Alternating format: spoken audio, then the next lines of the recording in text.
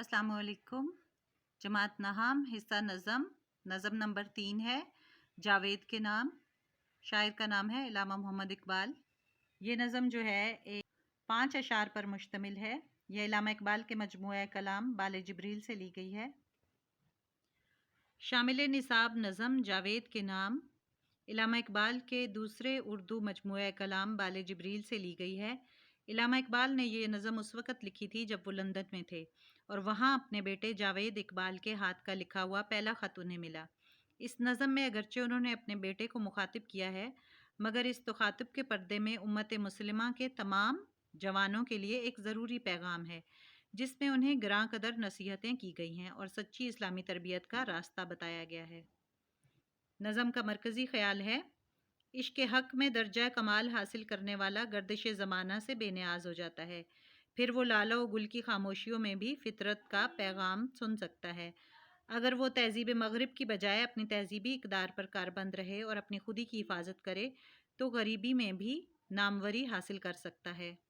نظم کا خلاصہ ہے: اے جاوید، تو عشق میں درجہ کمال حاصل کر لے، پھر تو گردش زمانہ سے یکسر بے نیاز ہو جائے گا۔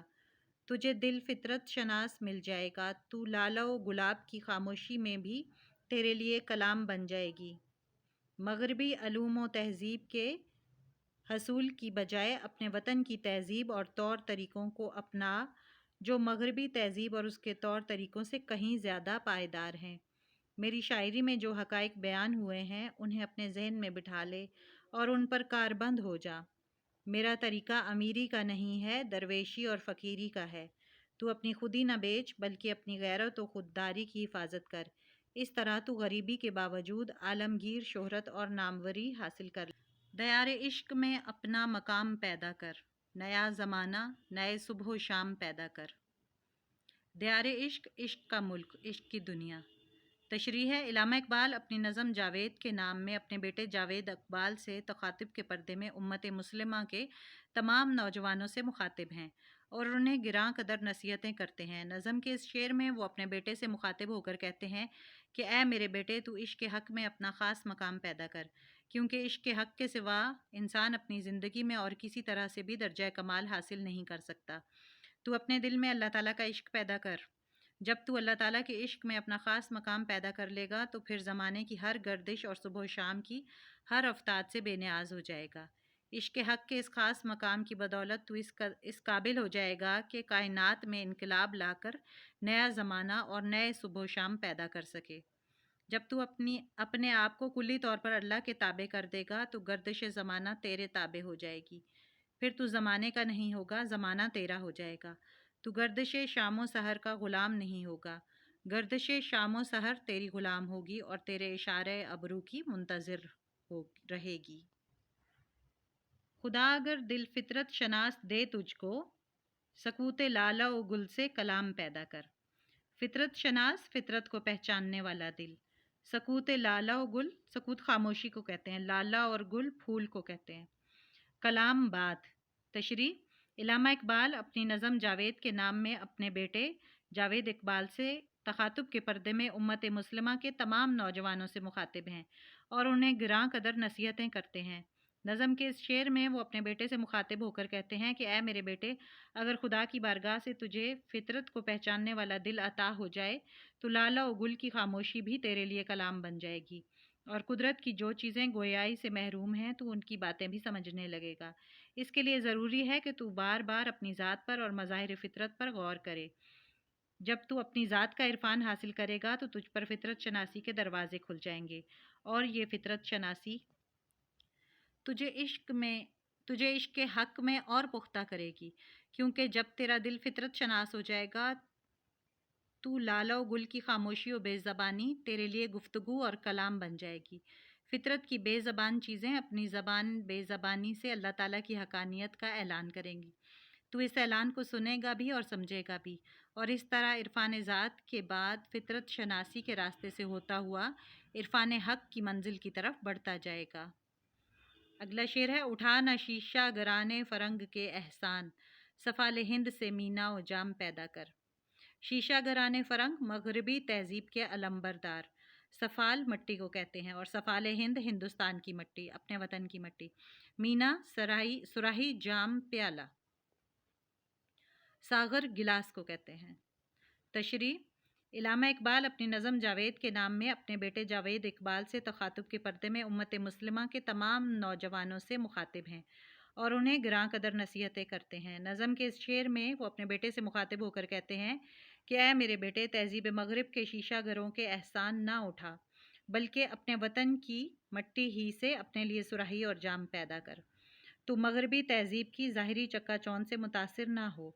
मगरबी तहजीब, मगरबी अलूम और मगरबी तौर तरीक़ों में बज़ाहिर शीशे की तरह सफाई और चमक दमक नज़र आती है, मगर तुझे इस ज़ाहिरी सफाई और चमक दमक से धोखा ना खाना चाहिए, इसलिए कि ये सब आर्जी, नापायदार और गैर मोतबर हैं। ज़रा सी ठेस लगे तो सब कुछ रेज़ा रेज़ा हो जाए। अपने वतन की तहजीब और तौर तरीके अगरचे ज़ाहिर में ज़्यादा अच्छे मालूम ना हों, ताहम इनमें पायदारी है और इनसे हकीकी फ़ायदा पहुंच सकता है।